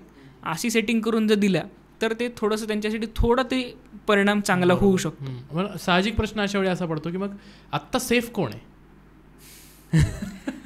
जर तुमच्याकडे कुठलाही मोबाईल असेल, म्हणजे 99% लोकांचं असं म्हणणं असतं की जे स्वतःला सो कॉल्ड एक्सपर्ट समजतात की अरे मी तर ITतच जॉब करतो, मला काही नाही होत, मी कुठं लिंकवर क्लिक करत नाही, मला काही फरक पडत नाही, मला कोणी कॉल आला तर मी OTP देणार नाही, मी सेफ आहे असं वाटतं. बट त्या माणसांकडे सगळ्यांकडे असे ॲप्स आहेत की ज्याच्याकडे त्यांच्या सगळ्या परमिशन्स देऊन झालेल्या आहेत. मग तुम्ही सेफच नाही आहे. मग सेफ कोण? ज्यांच्याकडे बटनाचा फोन आहे. पहिले 3-4 वर्ष ते सेफ होते. जसं बटनाच्या फोनवरती UPI सुरू झालेलं आहे की तुम्ही बटनाच्या फोननी UPIचे ट्रान्झॅक्शन करू शकता, 5,000पर्यंतच आहे बट करू शकता, तर आता तो फोन पण सेफ नाही आहे. 5,000 करून खूप ट्रान्झॅक्शन करता येतील, कळणारच नाही. किंवा फोनवरून धमकी देता येईल. एका बटनाच्या फोनवरून एका फ्लाईटमध्ये बॉम्ब आहे असं सांगितल्यामुळे पूर्ण 4 तासासाठी आंतरराष्ट्रीय एअरपोर्ट भारतातलं विस्कळीत झालेलं आहे. बटनाचा फोन आहे तो स्वतःसाठी सेफ नाही पण पूर्ण भारतासाठी तो हानिकारक ठरू शकला असता. खरंच बॉम्ब असला असता तर. प्रँक होता किंवा एक धमकी दिलेली असेल, बट केलं तर त्या फोननीच आहे ना, बटनाच्या, ज्याच्यात इंटरनेट पण नाही, फक्त सिम कार्ड आहे. त्यामुळे कुठलीही अशी गोष्ट की जी इंटरनेटला कनेक्टेड आहे किंवा नाही आहे पण ज्यातून कम्युनिकेशन होऊ शकतं ती धोकादायकच आहे. मग जंगलात जाऊन राहायचं का असा खूप जणांचा प्रश्न असतो. कारण 2 टोकं असतात ऑडियन्सचे की एकतर हो सर आता ऐकायचं, नाही तर मग आम्ही काय करू, आमचा धंदाच चाललाय त्याच्यावरती, मग आता आम्ही काय करू, मग आता काही जंगलात जाऊ, संन्यास घेऊ. संन्यास घेतले तरीही तुम्ही सेफ नाही आहे, ती गोष्ट खूपच वेगळी आहे. बट एवढंही आपल्या टोकाची भूमिका घ्यायची नाही आहे. सेफ्टी ज्या काही आपण अवेअरनेसमध्ये सांगतो त्या तुम्ही पाळल्या तर तुम्हाला थोडाफार धोका कमी आहे. जसं मी सांगितलं होतं मगाशीच की आपल्याकडून एक चूक घडू द्या, 100 क्रिमिनल्स रेडी आहेत, एक चूक होऊच देऊ नका, कोणीच येणार नाही. अच्छा, क्या बात आहे. आता जनरल मला पुढचे काही असे प्रश्न विचारायचे जे रोजच्या आयुष्यामध्ये लागू होणार आहेत लोकांना आणि हा व्हिडिओ बघून त्यांना याची मदत होऊ शकेल. जीमेल आजकाल सगळ्यांकडे आहे किंवा मेलवर सगळेच आहेत, ठीक आहे.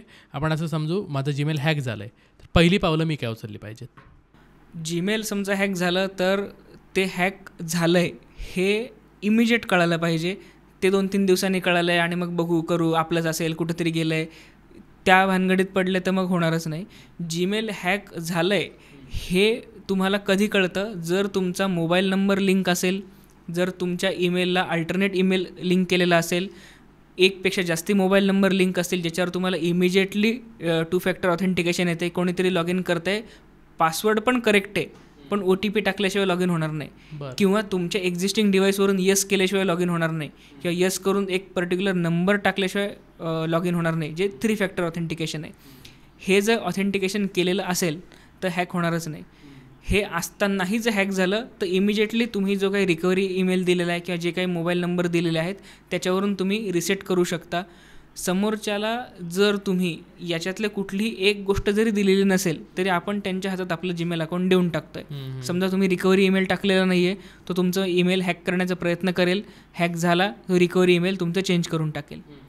तुमचा मोबाईल नंबरच नाही आहे अल्टरनेट कुठला, किंवा कुठलाच मोबाईल नंबर नाही आहे, कुठल्या तरी पद्धतीने तो हॅक करणार आणि त्या नंबरच्या जागेवर त्याचा स्वतःचा नंबर टाकणार. त्यामुळे तुम्ही जेव्हा कधी रिकव्हरी कराल तुम्हाला OTPच येणार नाही, कारण तिचा नंबर हॅकरचा असेल. त्यामुळे काळजी तुम्हाला एवढीच घ्यायची आहे, 2 फॅक्टर आणि 3 फॅक्टर ऑथेंटिकेशन जीमेलचं ऑन पाहिजे. मिनिमम 2 मोबाईल नंबर आणि 1 ईमेल ID तिथं ॲडेड पाहिजे. एका तरी मोबाईलवरती तुमचं ते जीमेल कॉन्स्टंटली चालू पाहिजे. म्हणजे जरी कुठूनही लॉगआउट झालेलं असेल तरी तिथून तुम्हाला येस नो करता आलं पाहिजे, की कोणीतरी ट्राय करतंय, मग मी असेल तर येस करा, जर आपण नाही आहे तर नो करून टाका, पासवर्ड चेंज करा. हे बेसिक रूल्स आहेत. हे जीमेलसाठीच असं नाही, फेसबुक, इंस्टाग्राम किंवा इतर कुठल्याही ईमेल प्रोव्हायडरसाठी तुम्ही सेम गोष्टी फॉलो करू शकता. एक तरी ईमेल ID एक्स्ट्रा लिंक पाहिजे, एक किंवा 2 मोबाईल नंबर लिंक पाहिजे जे चालू पाहिजेत. बरेचसे केसेस असे येतात की मोबाईल नंबर सर आमचे 3 लिंक आहेत पण 3ही सिम कार्ड आमच्याकडे नाही आहेत, रिचार्ज केलं नाही, 2-3 महिन्यात सिम कंपनी तो नंबर दुसऱ्याला देऊन टाकते. ऑप्शन एकच असतो, त्या माणसाला फोन करून OTP घ्यायचा. त्या केसमध्ये काय होतं, आपण सांगितलं OTP कोणाला द्यायचा नाही, त्याला असं वाटेल हे फ्रॉड आहेत म्हणून ते शिवाय देऊन OTP देणार नाहीत. त्यामुळे लूप परत आपल्या सांगण्यावरच तो लूप अडकणार आहे. म्हणजे जोपर्यंत आपल्या हातात सगळ्या गोष्टी नाही आहेत तोपर्यंत मग ते चित्र परत विस्फारत जातं, विस्कळीत होऊन जातं. एकदा तुमच्या हातातून गोष्टी गेल्या की ते परत आणणं खूप अवघड आहे. मग शेवटची स्टेप राहते गुगलचं ऑफिस, ते एंटरटेन चुकूनही करत नाहीत. खूप मोठे यूट्यूबर आहे, मिलियन्समध्ये सबस्क्रायबर आहेत, यूट्यूबमधले किंवा गुगलमध्ये ओळखी आहेत, किंवा पॉलिटिशियन आहे ऑर मिनिस्टर आहे, तर इमिजिएट ॲक्शन घेतली जाईल. सर्वसामान्य माणसांसाठी गुगलचे दरवाजे बंद आहेत. ओके. ऑनलाईन शॉपिंग आणि त्याला लिंक असणारे बँकिंग ॲप, त्याच्यावरून आपण पेमेंट करतो. ठीक आहे, खूप कॉमन झालेलं आहे आजकाल हे. आपण दर 2 दिवसाला मी तर काही ना काही नवीन गोष्टी मागवत असतो. काय काळजी घेतली पाहिजे ऑनलाईन शॉपिंग ॲप वापरताना?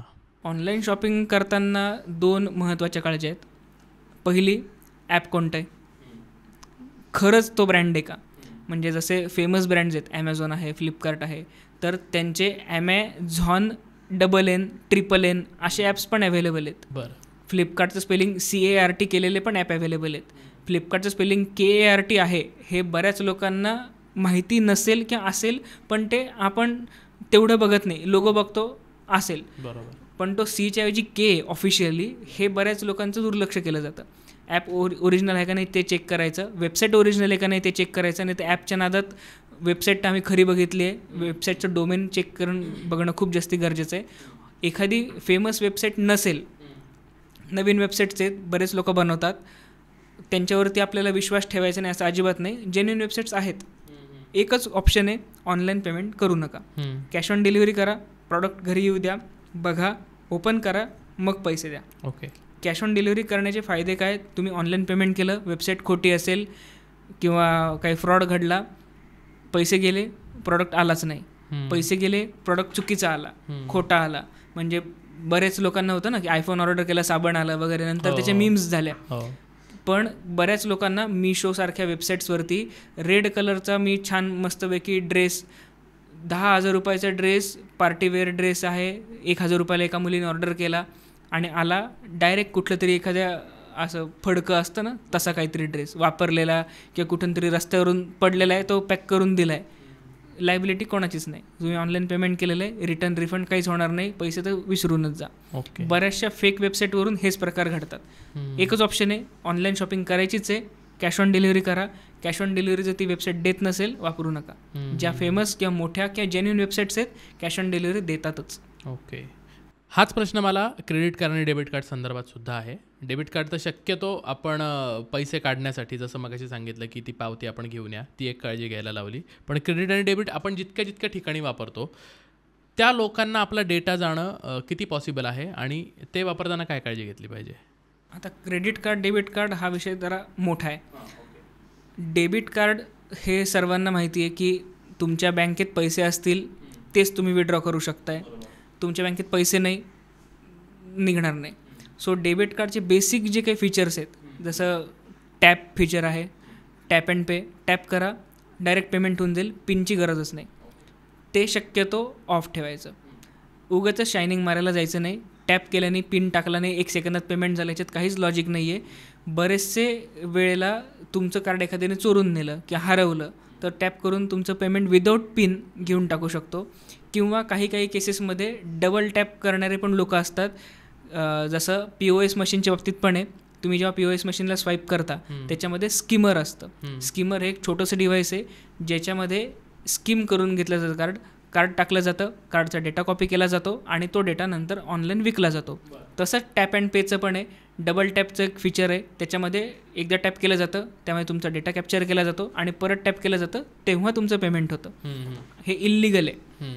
पण असे ॲप्स किंवा असे POS मशीन्स अवेलेबल आहेत की तुमचा डेटा कॅप्चर करून घेतात. हे इल्लिगल ॲप्स किंवा इल्लिगल असे मशीन्स ठेवणं हे खूप चुकीचं आहे. बट त्याबद्दल लोकांना नॉलेजच नाही आहे. म्हणजे लोकांना तांदूळ खरा आहे का खोटा आहे किंवा कशी साखरेत भेसळ आहे, दुधात कशी भेसळ आहे, हे लोकांना व्हिजिबली माहिती आहे. बट ते ज्या मशीनमध्ये आपण कार्ड इन्सर्ट करायला देतोय ते मशीन फॉल्टी आहे का, त्याच्यामध्ये काही एक्स्ट्रा फीचर ॲड केलेलं आहे का, की एखादे एक्स्ट्रा डिव्हाइस लावलेलं आहे का, हे बघितलं जात नाही. सो स्कीमर लावलेला असेल तर तुमच्या डिव्हाइसचा म्हणजे तुमच्या कार्डचा डेटा कॉपी केला जातो आणि तो नंतर क्लोन करून ते कार्ड विकलं जातं किंवा ऑनलाईन शॉपिंगसाठी ते वापरलं जातं. क्रेडिट कार्डच्या बाबतीत एकदम उलट आहे. तुमच्या अकाउंटमध्ये पैसे नसतील, तुम्हाला जी काही क्रेडिट लिमिट आहे त्या लिमिटपर्यंत तुम्ही कार्ड वापरू शकता. बऱ्याच वेळेला ओव्हर लिमिट पण तुम्ही कार्ड वापरू शकता. काहींचे 3 लाखाचे 5 लाखांचे सुद्धा कार्ड्स असतात. तुम्ही 1 टॅप ते पैसे देऊ शकता. टॅप अँड पे असेल, मोठ्या प्रमाणात शॉपिंग केलं जाईल. इंटरनॅशनल वेबसाईटसाठी खूप चुकीच्या गाईडलाईन्स आहेत क्रेडिट कार्डच्या.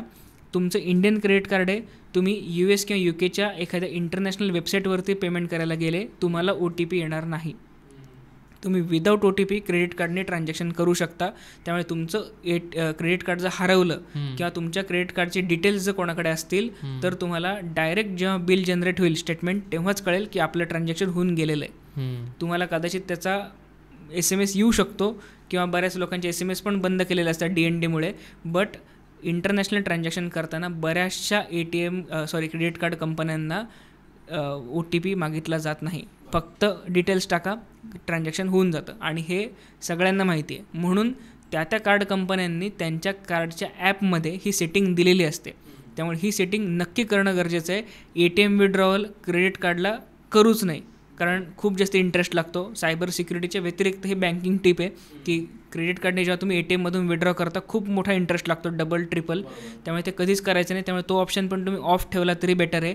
इंटरनॅशनल ट्रान्झॅक्शनचा ऑप्शन कायम ऑफ ठेवायचा, क्रेडिट कार्डचा आणि डेबिट कार्डचा पण. तुम्हाला ट्रान्झॅक्शन करायचं आहे, ॲप ओपन करा, ऑन करा, ट्रान्झॅक्शन करा, परत ऑफ करून टाका.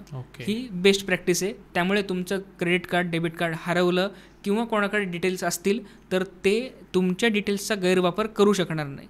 कारण याच्यात परत बाजू बँकेचीच आहे. उद्या तुम्ही म्हणाल की माझ्याकडून कोणीतरी कार्ड चोरून नेलं, त्याने माझं 1 लाखाचं ट्रान्झॅक्शन केलं, आता बँकेने माझी ती रक्कम माफ करून टाकावी कार्डची, तर ते तसं होत नाही. बऱ्याच लोकांच्या कंप्लेंट्स असतात की ही चूक आमची नाहीच, ही चूक बँकेची आहे, कार्ड माझ्याकडे नव्हतंच, मी ते ट्रान्झॅक्शन केलंच नाही. बँकेचं म्हणणं एवढंच आहे, तुम्ही पिन टाकला, पासवर्ड टाकला, टॅप अँड पेची परमिशन दिली किंवा जे काही आमचे रूल्स आहेत लॉग इनचे ते जर तुम्ही पास केलेले असतील, तुम्ही किंवा कोणीही, तर ते तुम्हीच आहात असं आम्ही समजणार आणि ते ट्रान्झॅक्शन कंप्लीट होणार. याच्यामध्ये बँकेचा कुठलाही रोल नाही की आम्ही तुम्हाला रिफंड करू किंवा आम्ही तुम्हाला ते परत आणून देऊ. मदत कदाचित करू शकतील, बट हा कुठलाही रूल नाही की चुकून झालं आहे मग द्या, असं नाही. ही चूक कस्टमरची आहे तर ती कस्टमरनीच सांभाळायची. मला काही स्नॅपचॅटसारख्या ॲप्सवर बोलायचं आहे जिथे लोक रोजचे अपडेट्स खूप फ्रिक्वेंटली देतात. म्हणजे सकाळी उठल्यापासून तर मी कामाला गेलो किंवा कॉलेजला गेलो, तिथे काय झालं, माझ्या आयुष्यात आता नवीन काय होणार आहे, किंवा जे अपडेट्स असतात ते फार रोज टाकतात. तर ते टाकणं किती सेफ आहे? ते ॲप्सच न वापरणं हा जर ऑप्शन नसेल तर ॲप्स वापरताना काय काळजी घेतली पाहिजे? आता हे ॲप्स जर वापरायचेच आहेत, म्हणजे वापरायचे नाही आहेत असं खूपच क्वचित लोक आहेत, कारण कदाचित त्या लोकांपर्यंत आपला पॉडकास्टच पोचणार नाही, असू शकतं असं. बट ॲप वापरायचेच आहेत तर ते ॲप्स वापरताना जेवढे तुम्हाला लागतील तेवढीच इन्फॉर्मेशन आणि तेवढेच फोटोज आणि व्हिडिओज टाकणं गरजेचं आहे. तुम्ही आत्ता गोव्याला चालले, लगेच टाकले फोटोज, आत्ता तुम्ही खायला गेले, लगेच टाकले फोटोज, आत्ता एअरपोर्टला आहे, लगेच टाकले फोटोज, गरज नाही आहे. बऱ्याच लोकांना कसं आहे की समोर काहीतरी अन्न आलेलं आहे, जेवायला आलेलं आहे, खायला आलेलं आहे किंवा काही प्यायला आलेलं आहे, पहिले फोटो काढले पाहिजे, त्याच्यावरती 10, 15, 20 लाईक आले पाहिजे, सगळ्यांनी कौतुक केलं पाहिजे, अरे वा इतक्या भारी हॉटेलमध्ये आला आहे, किंवा अरे वा किती भारी ऑर्डर केलं, किती महाग ऑर्डर केलं आहे, त्याशिवाय ते अन्न गोड लागत नाही, असे लोक आहेत. हे करणं खूप चुकीचं आहे. आता याच्यामुळे काय होतं की तुमची एक्झॅक्ट ॲक्टिव्हिटी रिअल टाईमला लोकांना कळते. स्नॅपचॅटसारख्या ॲपमुळे तर बऱ्याच वेळेला लोकेशन हिस्ट्री ऑन असते, एक्झॅक्टली तुम्ही कुठे आहात हे तुमच्या कनेक्शन्सला माहिती असतं.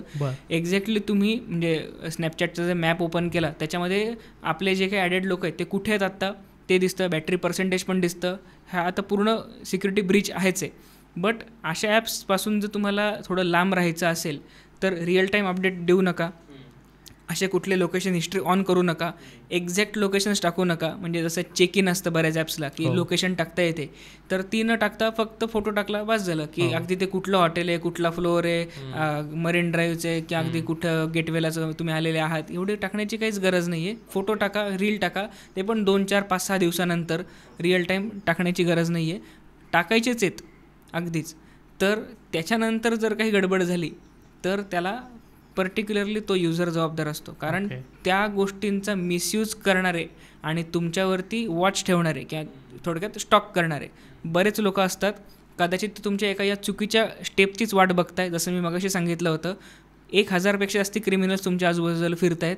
तुम्ही एकही चूक करू नका, तुमचं कोणीच काही वाकडं करू शकत नाही. तुम्ही एक चूक करा, 1000, 10,000 क्रिमिनल्स तुमच्यावरती चालून येणार आहेत. सो याच्यामध्ये एक आपल्या महाराष्ट्रातलं एक शहर आहे, मी नाव घेणार नाही आहे, पण त्या शहरामध्ये खूप खूप म्हणजे हास्यास्पद पण तेवढाच सिरियस क्राईम घडलेला होता याच रिअल टाईम अपडेटमुळे.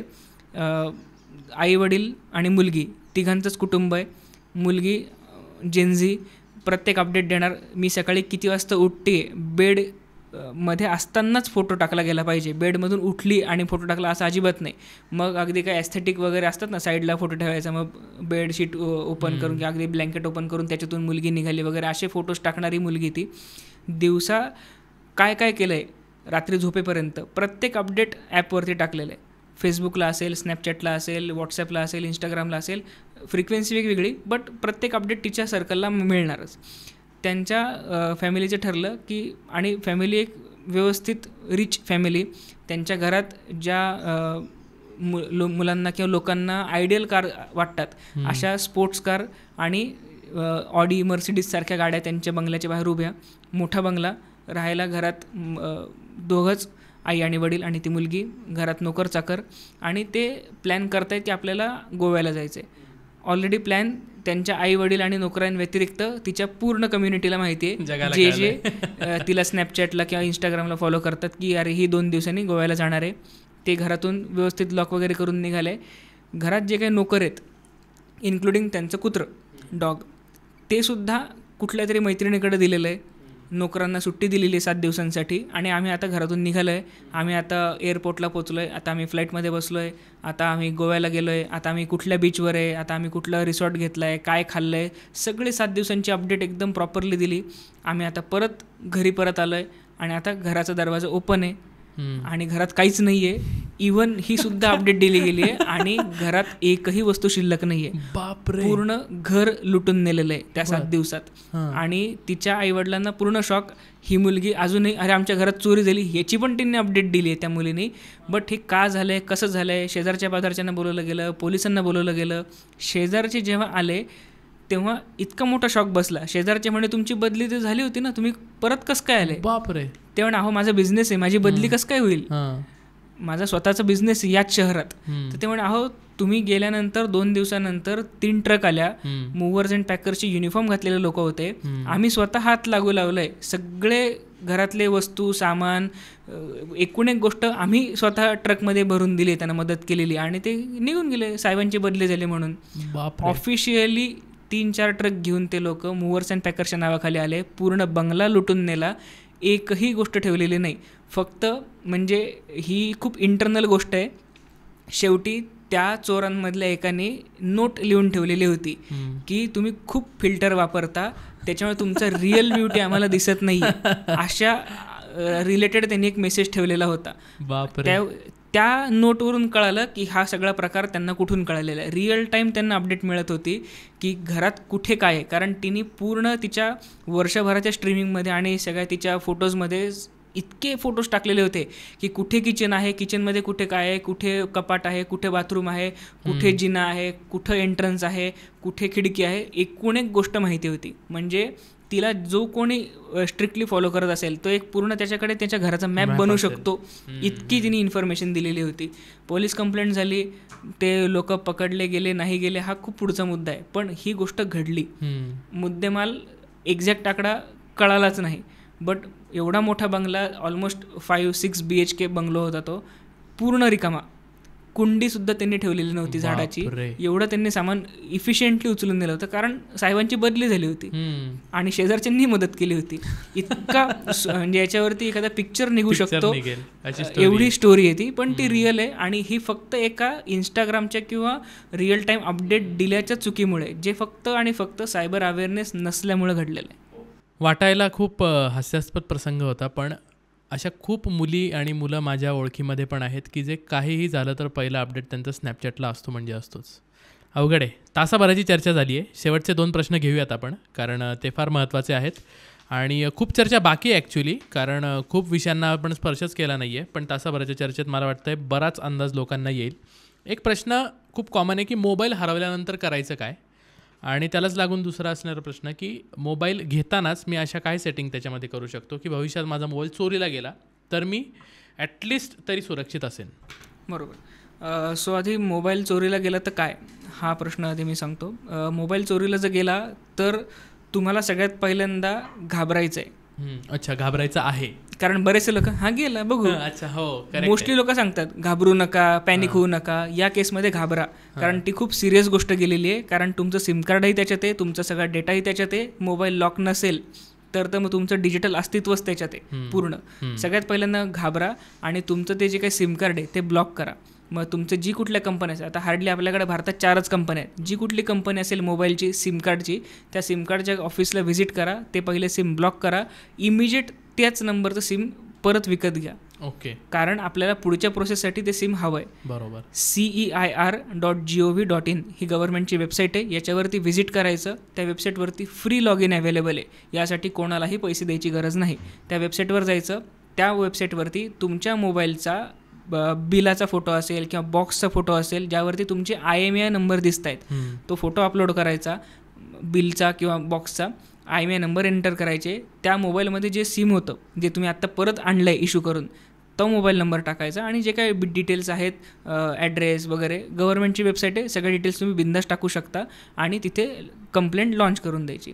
आता याच्या पाठीमागे टेक्नॉलॉजी काय आहे की तुमचा मोबाईलचा जो IMEI नंबर आहे तो युनिक आहे, तो आता तुम्ही ट्रॅकिंगला लावलेला आहे गव्हर्नमेंटच्या वेबसाईटवरून. जेव्हा कधी तो मोबाईल कोणाला तरी सापडेल किंवा ज्याने चोरला आहे तो ऑन करेल किंवा कोणाला तरी विकेल, तेव्हा सगळ्यात पहिलं काम त्याला आहे त्याचं जे काही ओरिजिनल सिम कार्ड आहे ओरिजिनल व्यक्तीचं ते फेकून द्यायचं. ज्यांनी चोरला आहे तो स्वतःचं सिम कार्ड इन्सर्ट करेल आणि मोबाईल वापरायला सुरुवात करेल. ज्या क्षणाला तो त्याचं सिम कार्ड इन्सर्ट करेल, इमिजिएटली त्या वेबसाईटवरून, CEIRच्या वेबसाईटवरून ट्रॅकिंग सुरू होईल आणि IMEI नंबर थ्रू आपण जे रजिस्ट्रेशन केलं आपल्याला फोन येईल, प्लस OTP पण, म्हणजे मेसेजवरती पण रिप्लाय येतो की तुम्हा जो काही डिव्हाइस आहे तुमचा तो डिव्हाइस ट्रॅकिंग सुरू झालेला आहे. प्लस पोलिसांना पण तो ट्रॅकिंग कोड येतो आणि आपण तिथून फोन ट्रॅक करू शकतो. ओके, यामध्ये ही ॲक्टिव्हिटी विदिन 48 hours करणं गरजेचं आहे, तर आपल्याला ते ट्रॅकिंग खूप इझिली पॉसिबल आहे. जर तुम्हाला हे करणं पॉसिबल नाही आहे, जवळच्या पोलीस स्टेशनला जा किंवा सायबर पोलीस स्टेशनला जा, तिथं इमिजिएट कंप्लेंट करा. ही प्रोसेस त्यांच्याकडूनही केली जाते फ्री. यासाठी कुठलेही चार्जेस घेतले जाऊ शकत नाहीत, कोणालाही द्यायचे नाहीत. जर तुम्ही कुठल्या तरी अशा मोबाईल दुकानात जात असाल किंवा मग कुठल्या तरी सायबर कॅफेमध्ये जात असाल आणि तिथून फॉर्म भरत असाल तरी ही गोष्ट फ्रीच आहे, त्यांनाही कुठलेही पैसे द्यायची गरज नाही. मोबाईल ट्रॅकिंग सर्व्हिस ही फ्री गोष्ट आहे, गव्हर्नमेंटची वेबसाईट आहे. आता ही समजा गोष्ट करता नाही येते तर आधीच जर काळजी घ्यायची असेल, ॲपल असेल म्हणजे आयफोन असेल किंवा सॅमसंगचा असेल किंवा कुठलाही अँड्रॉईड डिव्हाइस असेल, तर प्रत्येक अँड्रॉईड डिव्हाइसमध्ये स्वतःच्या इनबिल्ट सेफ्टी फीचर्स आहेत. तसं सॅमसंगचं फाइंड माय डिव्हाइस आहे किंवा गुगलचं सुद्धा फाइंड माय डिव्हाइस आहे, ॲपलचं सेम आहे फाइंड माय फोन. प्रत्येक चायनीज कंपनी असेल किंवा इंडियन कंपनी असेल त्यांचे स्वतःचे हे फाइंड माय डिव्हाइसचे सिस्टीम्स आहेत. मोबाईल नवीन घेतल्या त्या सिस्टीम्स ऑन करून ठेवायच्या, म्हणजे जेव्हा कधी आपला फोन हरवेल आपल्याला ई पोर्टल थ्रू म्हणजे वेबसाईट थ्रू आपला फोन ट्रॅक करता येईल. पण याच्यात लूप होल एकच आहे, नेट चालू पाहिजे आणि GPS ऑन पाहिजे. जेव्हा मोबाईल हरवला होता तेव्हा मोबाईल स्विच ऑफ होता, उपयोग नाही. मोबाईल हरवला होता तेव्हा नेट बंद होतं, जोपर्यंत नेट ऑन होत नाही तोपर्यंत आपल्याला ते ट्रॅक करता येणार नाही फाइंड माय डिव्हाइस थ्रू. त्यामुळे अशी आपण सेटिंग करू शकतो की तुमचा फोन स्विच ऑफ करता येणार नाही, तुमचा पासवर्ड किंवा पिन टाकल्याशिवाय नेट बंद करता येणार नाही. असे फीचर्स आहेत त्या मोबाईलमध्ये, त्या सेटिंग्समध्ये जाऊन आपण करू शकतो. फक्त ते आपल्याला फीचर्स करावे लागतील. सेटिंग्समध्ये ते फीचर अवेलेबल असतात की तुमचा फोन स्विच ऑफ करता नाही आला पाहिजे विदाऊट युअर परमिशन, तुमचा फोनचा डेटा बंद किंवा चालू करता नाही आला पाहिजे विदाऊट पिन, आणि तुमचा फोन हा ज्या कुठल्या मोडवर असेल त्या मोडवरून तो जनरल मोडवरती गेला पाहिजे. बऱ्याच वेळेला फोन जवळपासच हरवलेला असतो, पण लोक फोन करतायत, फोन फक्त व्हायब्रेट होतो आहे, रिंगच वाजत नाही. का? कारण तो जनरल मोडवर नव्हता, तो सायलेंटवर होता किंवा व्हायब्रेशनवर होता. या 3-4 सेटिंग्स करणं गरजेचं आहे, ज्यामुळे मोबाईल हरवला तर सापडण्याचे चान्सेस थोडेफार वाचतील किंवा थोडे लवकर मिळेल. बट जो CEIRची कन्सेप्ट आहे गव्हर्नमेंटची, ते आपल्याला करावंच लागणार आहे. या सेटिंग करा, नाही तर नका करू. तिकडून फोन आपल्याला मिळून जाईल जोपर्यंत तो फोन डिस्ट्रॉय होत नाही. जर तो ज्याला मिळाला आहे त्याने ते पार्ट्स काढून घेतले, ते पार्ट्स विकले, तर मोबाईल नाही मिळणार. अच्छा, ओके. म्हणजे मोबाईल अस्तित्वाचाच राहणार नाही, तर मिळण्याचा विषयच नाही. ओके, खूप विषय आपण वरवर टच केलेत. ॲक्च्युली प्रत्येक विषयात जर बोलायला गेलं तर एक पॉडकास्ट वेगळा होईल. त्यामुळे जे उरलेले विषय आहेत त्या विषयांसाठी आपण पुन्हा एकदा भेटू. पुन्हा एकदा तुम्ही आमच्या प्रेक्षकांसाठी पत्र लिहावं अशी विनंती आहे. तुम्ही पोस्टमनवर आलात आणि हे खूप महत्त्वाचं आणि तेवढंच सिरियस आणि तेवढंच गंभीर पत्र लिहिलं, त्याबद्दल खूप खूप धन्यवाद. पुन्हा भेटूया. Thank you so much. मित्रांनो, हे पत्र तुम्हाला कसं वाटलं आम्हाला नक्की कळवा. विषय खूप गंभीर आहे. आपण स्मार्ट युगात जगतोय, डिजिटल युगात जगतोय. त्यामुळे काय काळजी घेतली पाहिजे, या ओंकार सरांनी ज्या टिप्स दिल्या आहेत या स्वतःपुरत्या मर्यादित ठेवू नका, आपल्या सगळ्या मित्रांसोबत शेअर करा. शेवटी तुम्हाला ते डिजिटलीच शेअर करायचं आहे आणि स्वतःला जास्तीत जास्त सिक्युअर करा या टिप्स वापरून. आणि आम्ही अपेक्षा करतो की तुम्ही कधी डिजिटली अरेस्ट होणार नाही, तुमच्यासोबत काही स्कॅम होणार नाही. आणि जरी झाला तरी पुढे काय करायचं आहे याच्या संदर्भात सुद्धा जो गाईडलाईन्स सरांनी दिल्या आहेत त्या नक्की फॉलो करा आणि सेफ राहा. हे पत्र तुम्हाला कसं वाटलं नक्की कळवा. आणि नवीन विषय आम्ही कुठले घेऊन आले पाहिजे, अजून कुठल्या विषयांवर चर्चा झाली पाहिजे, हे सुद्धा कमेंटमध्ये कळवा. आणि द पोस्टमनला सबस्क्राईब तुम्ही नक्की करा आणि बेल आयकॉन दाबा, जेणेकरून पत्रपेटीत पुढचं पत्र पडलं की सगळ्यात आधी नोटिफिकेशन तुम्हाला येईल. तोपर्यंत खूप खूप धन्यवाद. सुरक्षित राहा, आपली काळजी घ्या. कळावे तुमचा पोस्टमन सर्वेश.